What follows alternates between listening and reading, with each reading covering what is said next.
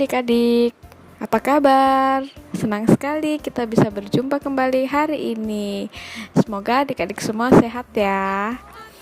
Oke, hari ini seperti biasa, sebelum kita mendengarkan cerita, kita berdoa dulu ya. Ayo kita berdoa.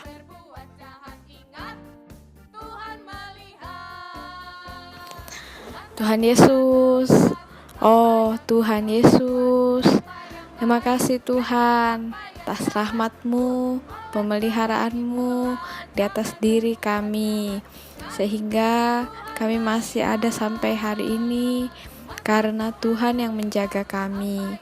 Tuhan, sebentar lagi kami akan mendengarkan firman-Mu. Mohon Tuhan memberkati hati kami, telinga kami, sehingga kami bisa mendengarkan firman dengan baik.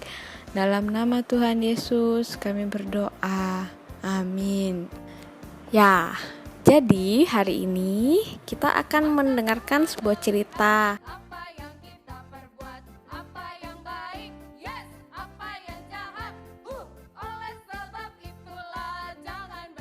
Tahukah kamu peristiwa apakah yang dirayakan pada hari Paskah di Yerusalem? Pada zaman dahulu, umat Allah menjadi budak di Mesir. Lalu, Tuhan mengutus Musa untuk membebaskan umatnya.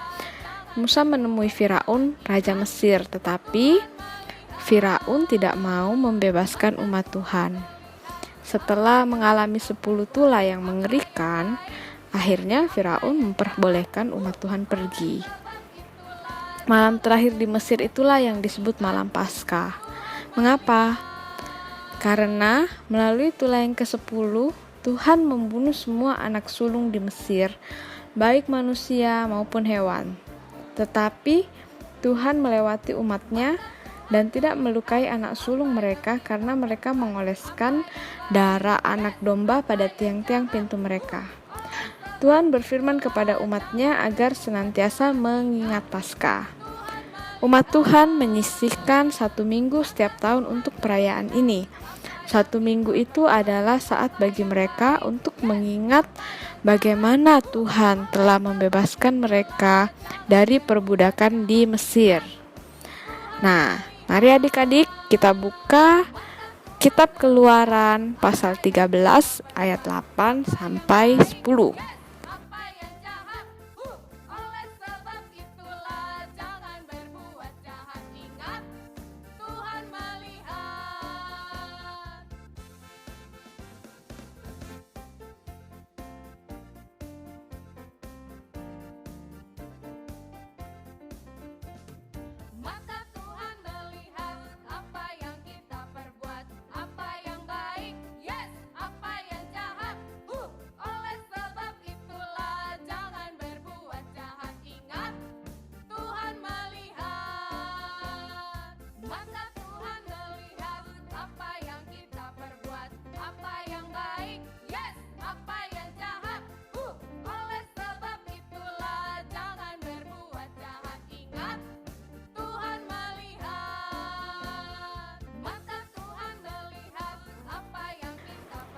Itulah sebabnya setiap tahun mendekati akhir Maret, semua keluarga Yahudi merayakan hari Paskah seminggu penuh. Orang banyak berdatangan dari segala penjuru untuk perayaan ini. Mereka mempersembahkan kurban dan mengucap syukur atas semua yang telah Tuhan perbuat bagi mereka. Mereka membawa anak domba, anak sapi, atau 2 burung merpati untuk dipersembahkan kepada Tuhan di hari raya Paskah. Namun, sulit bagi orang-orang yang tinggal jauh dari Yerusalem untuk membawa binatang-binatang itu sebagai persembahan. Selain itu, uang yang bisa mereka pakai untuk persembahan di Bait Suci dan uang yang bisa dipakai untuk berbelanja di Yerusalem berbeda dengan uang yang mereka pakai sehari-hari di tempat tinggal mereka. Apa yang akan terjadi seandainya kamu mencoba membeli sesuatu dengan uang ini? Ya, orang-orang di toko tidak akan menerima uang ini. kamu harus membawanya ke bank dan menukarkannya dengan rupiah. Dengan demikian, baru bisa membelanjakannya. Orang-orang dari luar kota yang datang ke Yerusalem perlu membeli hewan untuk kurban dan menukarkan uang mereka dengan mata uang Yerusalem. Ya, jadi kalau menggunakan mata uang mereka yang dari tempat tinggal mereka itu nggak bisa dipakai. Karena itu orang dari Yerusalem mereka harus menukar uang mereka. Maka beberapa orang yang tinggal di Yerusalem dan sekitarnya mendapat ide untuk memperoleh banyak uang bagi mereka. Mereka menjual hewan-hewan kurban dan menerima jasa penukaran uang. Mereka menganggap ini adalah hal yang bagus. Hal ini akan menghemat banyak waktu dan mengurangi kesulitan pendatang dari luar kota. Pendatang itu bisa mendapatkan sesuatu yang mereka butuhkan untuk perayaan Paskah di Yerusalem. Tentu saja melakukan semua ini di pasar tidak ada salahnya ya. Tapi sayangnya mereka melakukannya di pelataran Bait Suci. Adik-adik bisa bayangkan bau dari semua hewan itu dan kegaduhan para penjual yang meneriakkan harga dagangannya dan tawar-menawar. Penjual-penjual itu mungkin meneriakkan harga dagangannya untuk mengalahkan penjual yang lain. Jadi mereka saling berebutan ya adik-adik untuk berjualan, menawarkan dagangannya seperti itu. Sehingga di halaman Bait Suci dipenuhi dengan bermacam-macam hewan dan di atas meja terdapat banyak tumpukan uang. Bait Suci tampak seperti pasar hewan, bukan lagi tempat untuk beribadah kepada Tuhan. Bagaimana bisa tempat untuk beribadah kalau kegaduhan dan kekacauan yang hebat berlangsung terus-menerus? Ya, adik-adik bisa bayangkan kalau misalnya tempat ibadah di sana ada orang yang ribut, saling berteriak satu sama lain dan menjual hewan. Nah, itu sudah tidak bisa digunakan untuk beribadah lagi. Ada pedagang sapi, domba, burung, ada penukar uang yang telah menempatkan meja mereka di seluruh area ibadah. Mereka tidak berhak mengubah Bait Suci menjadi pasar yang menghasilkan uang bagi dirinya sendiri. Bait Suci merupakan tempat untuk beribadah kepada Tuhan. Ya, Bait Suci itu merupakan tempat berdoa dan bukan tempat berdagang. Ketika Tuhan Yesus memasuki halaman Bait Suci untuk perayaan Paskah dan Tuhan melihat itu semua, Tuhan menjadi marah. Tuhan membuat sebuah cambuk, lalu Dia mengusir semua pedagang dan pembeli dari kawasan Bait Suci itu. Tuhan Yesus juga menghamburkan uang-uang dan membalikkan meja-meja penukar uang. Tuhan Yesus berkata, "Rumahku akan disebut rumah doa bagi segala bangsa, tetapi kamu telah menjadikannya sarang penyamun."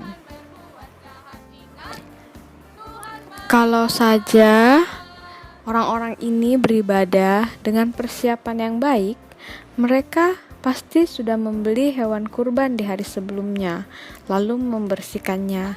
Mereka juga seharusnya sudah menukarkan uang di hari-hari sebelumnya.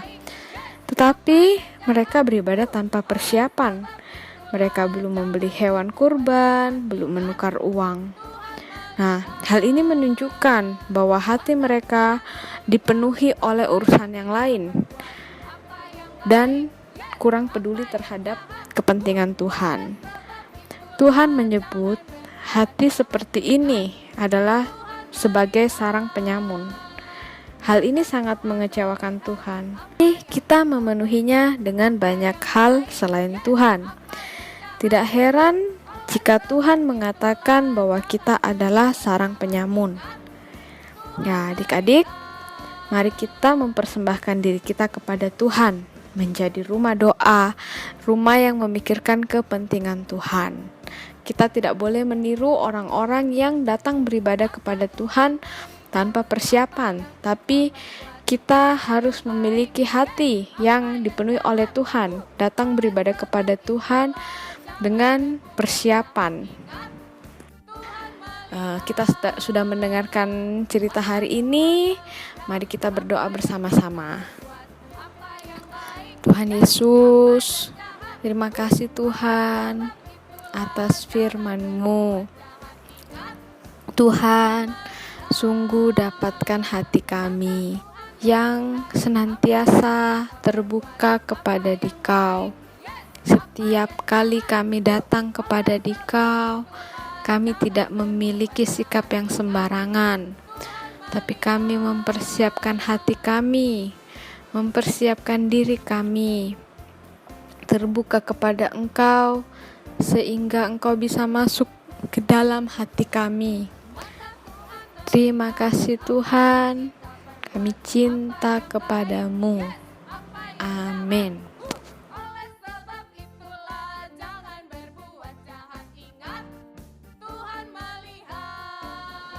Baiklah adik-adik, sampai di sini cerita kita hari ini.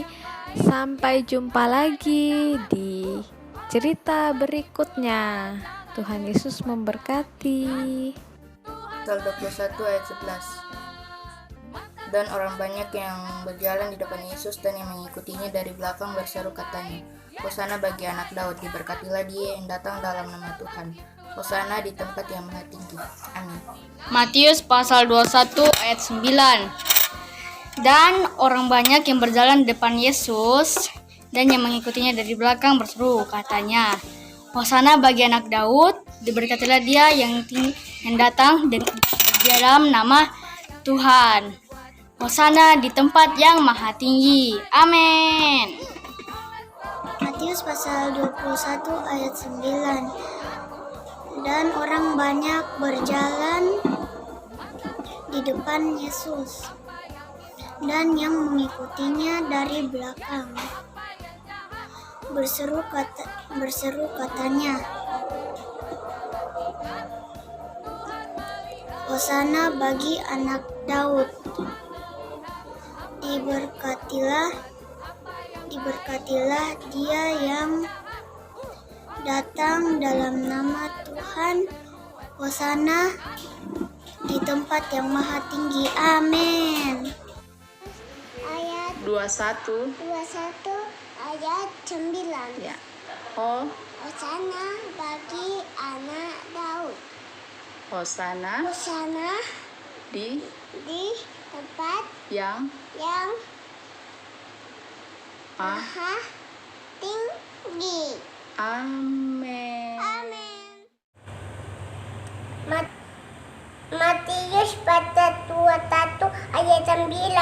Hosana bagi anak Daud. Hosana di tempat yang maha tinggi. Haleluya. Puji Tuhan. Amin. Matius pasal 21 ayat 9. Dan orang banyak yang berjalan di depan Yesus dan yang mengikutinya dari belakang berseru katanya, Hosana bagi anak Daud, diberkatilah dia yang datang dalam nama Tuhan. Hosana di tempat yang maha tinggi. Amin. Haleluya.